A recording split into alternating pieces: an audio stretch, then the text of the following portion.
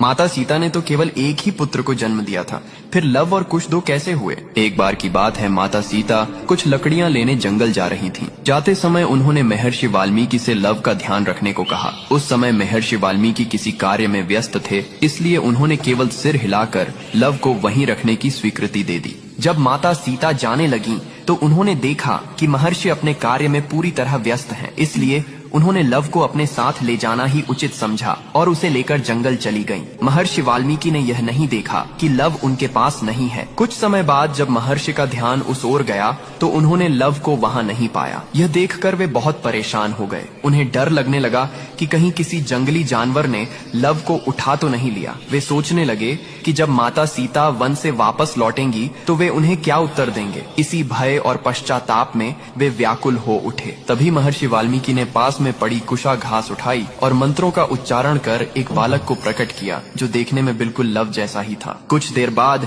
जब माता सीता वन से लौट कर आईं, तो महर्षि ने देखा कि उनके हाथ में लव पहले से ही मौजूद है। यह देखकर वे आश्चर्यचकित रह गए, लेकिन माता सीता उस दूसरे बालक को देखकर अत्यंत प्रसन्न हुई, क्योंकि वह बालक कुशा से उत्पन्न हुआ था, इसलिए उसका नाम कुश रखा गया। कमेंट में जय श्री राम अवश्य लिखें।